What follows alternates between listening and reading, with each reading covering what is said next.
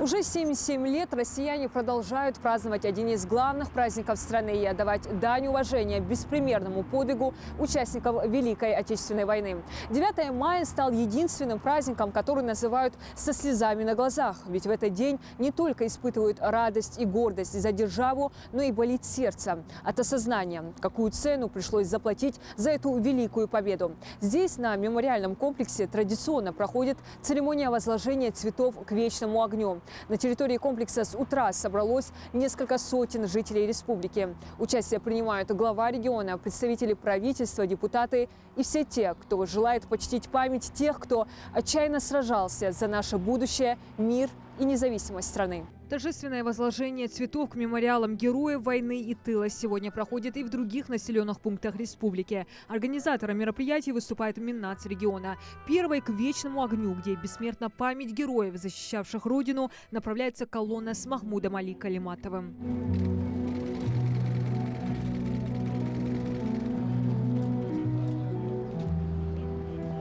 История России знала немало войн, но самой жестокой и кровопролитной стала Великая Отечественная. За победу над нацизмом на полях сражений воевали и погибли миллионы людей. Сегодня как раз удачный момент, чтобы напомнить всем европейским странам, кто принес в их дом мир, счастье, свободу. Больше 26 миллионов погибло только с советской стороны. 600 тысяч за взятие Польши погибло, 100 тысяч за взятие Берлина. Огромные, несравнимые по тем людские потери. И в городе Герой Малгобек был открыт памятник Этушу Владимиру Абрамовичу, который принимал личное участие в освобождении Малгобека. 6 раз переходил город из рук в руки, но так и не дали пройти фашистам нефтяным запасам.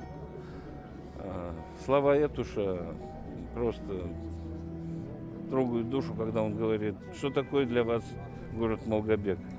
И задумавшись, он говорит, это большая гора, которая усыпана осколками, пулями и человеческими телами. До сих пор ведутся поисковые работы, до сих пор мы находим останки тех людей, кто там погиб.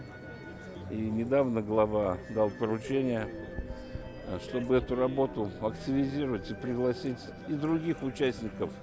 Ведь там воевали всем миром, всем Советским Союзом. А оставшимся в живых ветеранам, труженикам тыла, бойцам, которые сейчас ведут боевые действия в Украине, счастья, удачи. А самое главное – возвращаться с победы живыми. Неоценимый вклад в победе над врагом несли представители ингушского народа. Всего на фронт в Великую Отечественную войну из Ингушетии ушли более 21 тысячи человек. Свыше 6 тысяч не вернулись. Их имена высечены на монументальных плитах мемориала памяти и славы. 77 лет назад уже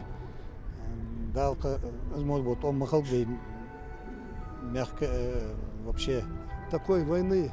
Я не думаю, что даже и будет, и не было такой как-то войны, что только жертвы, да, много было людей там, пострадали много людей, конечно.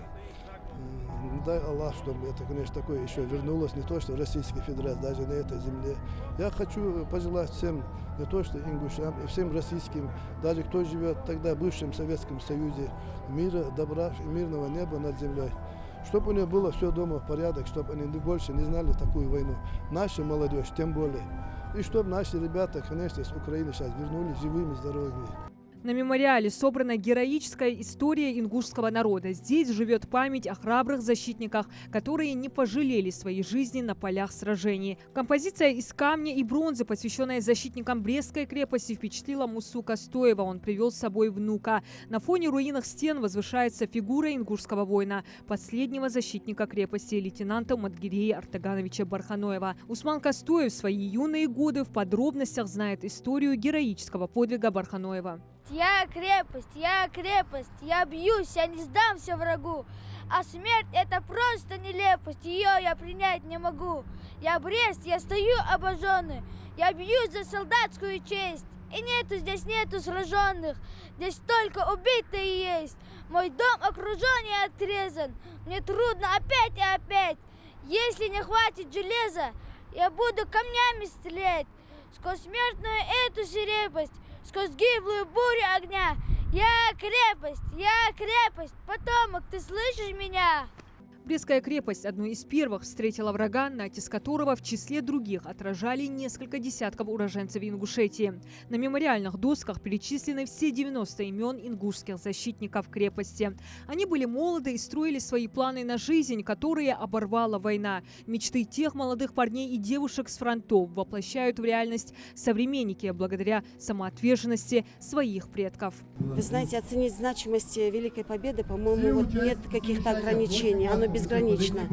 Почему? Потому что благодаря нашим предкам, тем, кто участвовал во время Великой Отечественной войны, благодаря им, жертвовавшим своей жизнью, своей семьей, своим началом вообще всем, благодаря им мы сегодня живем. Мы существуем, мы работаем, мы учимся, мы создаем, мы творим. Конечно же, от души хочется сказать большое спасибо всем нашим ветеранам.